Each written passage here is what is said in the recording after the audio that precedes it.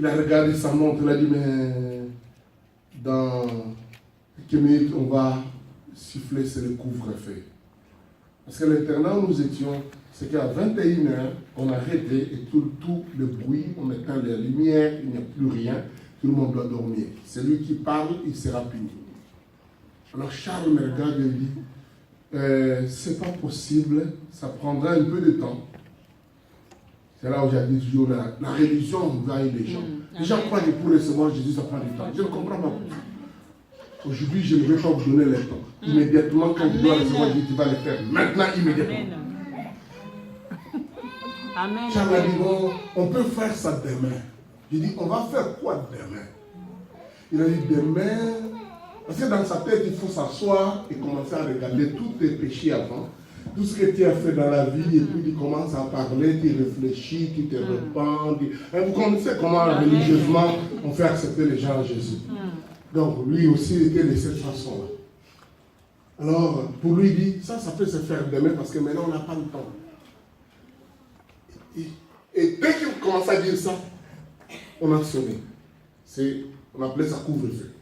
Et il me dit, on fera ça demain. Il dit, et puis tu vas demander à Jésus de venir dans ta vie et tout ça, mais on fera ça demain. Et Charles a commencé à partir. Il allait arriver comme là où ma soeur là qui est au mur, à une distance comme ça là. J'étais resté là, je dis, mon cœur vibrait. Je ne sais pas qu'est-ce qu'il faut faire. J'ai dit, Jésus, ce garçon-là m'a dit que je dois te recevoir d'abord. Maintenant j'ouvre mon cœur, viens. Amen. Comme ça. Amen. J'ai dit comme ça. Ce garçon-là m'a dit que je dois te recevoir dans mon cœur. Maintenant, j'ouvre mon cœur. Viens. Amen. Amen. Écoutez la bonne nouvelle. Jésus est venu. Alléluia. Amen. J'ai senti une force qui m'a paralysé. Et je suis tombé par terre. Tout seul. Charles n'a pas regardé derrière. Il avançait toujours. Je suis tombé là-bas. Et j'ai roulé toute la nuit. C'était à 21h02 que j'ai dit à Jésus de venir entrer dans ma vie. C'est pourquoi j'ai toujours dit, je suis converti le 8 octobre 1978 à 21h02. Jésus est entré dans ma vie. Je ne peux pas oublier. C'est le moment le plus précieux. C'est le moment où il y a eu le déclic et tout a changé dans ma vie. J'ai roulé toute la nuit. Jusqu'à 3h du matin, j'ai vomi, j'ai entendu des voix qui sont... Je ne demande pas que tout le monde vomisse quand il se convertisse. Donc, mais c'est mon expérience, c'est ce que j'ai vécu. J'ai roulé dans la pelouse toute cette nuit-là. Quand je me réveille le matin, j'étais différent. Je pouvais sentir bien. Je rentre au dortoir. Le lendemain matin, je vais chez Charles. Il me regarde et dit, mais tu as changé. Tu es né de nouveau. J'étais différent. J'ai eu un changement profond. Physiquement, les choses ont été différentes. C'est pourquoi quand les gens disent j'ai reçu Jésus, il est la même chose, je ne comprends pas ça. Excusez-moi, je ne comprends pas. Amen. Tu reçois Jésus, le Jésus là que j'ai reçu, et tu restes la même, je ne comprends pas ça. Excusez-moi, je ne comprends pas ça. Amen. Amen. Amen. La vérité. Christ m'a transformé de fond en comble. Et là, j'étais une nouvelle personne. Amen. Les perspectives de la vie ont changé. Je commençais à aimer vivre. Et Charles a commencé à m'aider. Et parmi les choses qu'il a rencontrées pour m'aider, il a rencontré un monsieur qui avait un petit livre de T.L. Osborne. Le livre s'intitulait Guérison par le Christ. Jusque-là, je ne parle pas encore, je titube, mais il y a beaucoup de choses qui ont changé. J'aime Dieu. Je vois les livres de T.L. Osborne. Je lis les livres. Je suis émerveillé par ces histoires de livres. Et les livres étaient les seuls dans la jungle de l'Afrique. Il n'y avait pas de photocopieuses en cette année-là. Nous sommes en 1978. Dans la forêt de la jungle, dans un internat. Il n'y avait pas de quoi. Comment j'ai dit non, je ne peux pas laisser ces livres partir. J'ai commencé à recopier les livres à la main. J'ai recopié les livres et j'ai remis à Charles. Charles a remis au propriétaire qui a quitté la ville. Les jours suivants, j'ai parlé correctement. Tout mon visage, mon voix a changé et ma vie a été transformée. J'étais délivré complètement. Ça, c'est mon histoire.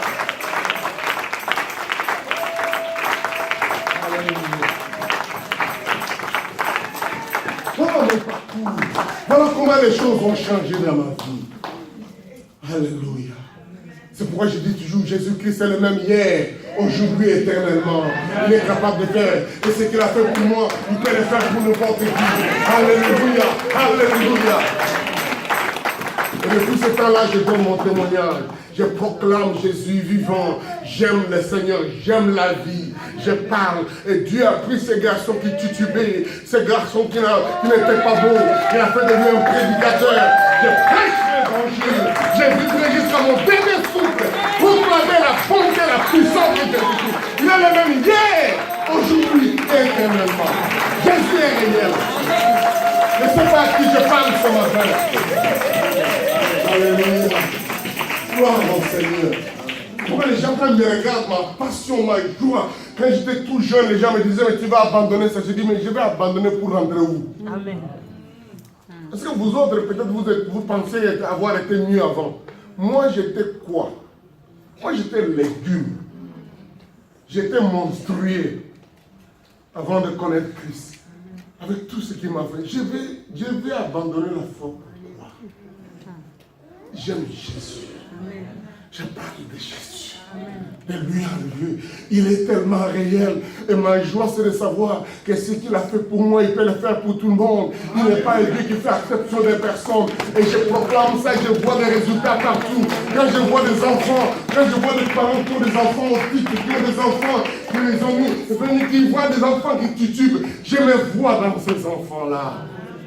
Et j'en ai vu plusieurs, après qu'ils ont entendu mon témoignage, leur vie transformée, guérie, marchant. Je vois encore la jeune Désir, un enfant qui ne pouvait pas marcher. Depuis, là, il était un problème mongol, complètement foutu. Sa mère m'a dit, tu peux aider mon fils, ma fille. Je lui ai dit, je ne sais pas quoi.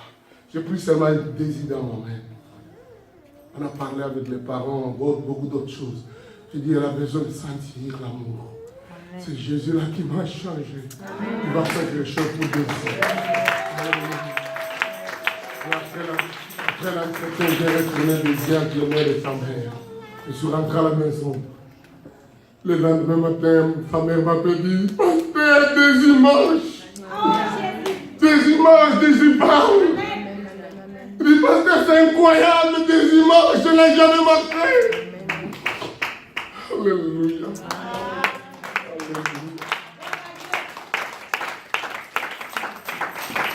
Je Désir à quel âge? Je pense qu'il doit avoir 28 ans maintenant. Alléluia. Il y a quelques années, je l'ai baptisé encore. Les parents, ils vivent au Canada. Ses parents l'ont amené, sa mère l'a amené aux États-Unis. Elle dit, Pasteur, baptise-la. Amen. Elle avait 2 ans. Amen. Elle n'avait jamais marché. Je me souviens encore avoir donné mon témoignage une fois dans un mariage. C'était drôle parfois. Moi, de bénir un mariage, j'ai donné mon témoignage. Je ne sais pas comment expliquer. Amen. Amen. Je ne sais pas. Mon témoignage, je ne vois pas qu'est-ce que je dois encore dire. L'évangile est réel. Et un pasteur qui venait de Kyogo Brazzaville a entendu mon témoignage. La femme du pasteur a dit, mais nous avons notre enfant qui a un problème. Comment on va faire? C'est ton militaire occupé. Comment le faire venir? Juste lui demander de venir pour prier pour notre fille. Ça n'aura pas de sens. Ils ont fait un programme. Ils ont travaillé avec mon cabinet pour que j'accepte d'aller prêcher dans leur église. Ce jour-là, j'arrive. Quand on est arrivé, la femme, chez eux, à la maison, ils m'ont accueilli et vont vivre. La femme du pasteur dit, oui, on va commencer les séminaires ce soir, mais je dois confesser mon péché. Il dit, c'est quoi? Il dit, on t'a fait venir ici par mensonge. Je dis, c'est quoi? Il dit, au fait, on n'avait pas besoin que tu viennes prêcher. Et parce qu'on savait que si on t'invite, tu ne vas pas venir.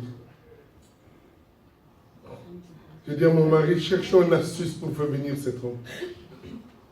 Je voudrais que vous me pardonniez pour ça. Amen. Nous avons fait venir pour notre enfant. Il ne marche pas. Cet enfant a 4 ans. Il ne marche pas, il ne dort pas.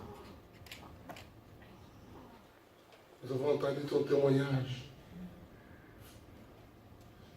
Nous avons dit si Dieu peut faire quelque chose. Il dit oui, oui. c'est quoi? Il dit, oui. Amenez l'enfant. On fait venir cette petite fille. Je dis, ok, on va faire ça, et puis après on va aller au séminaire. Il dit, Jésus, occupe-toi de cet enfant. Il dit, ça fait des années, il ne dort jamais. Je dis, Seigneur, et cet enfant dort. J'avais encore l'enfant dans la main. Elle a dormi. Amen. Et nous l'avons laissé là. Nous sommes allés au séminaire. Cet enfant a dormi de 17h à 10h du matin les jours suivants. Et les jours suivants, cet enfant marchait. Aujourd'hui, il s'appelle Emmanuel. Amen. Il est même venu passer le temps chez moi à la maison, en famille. Parce que les parents disent, prenez-la.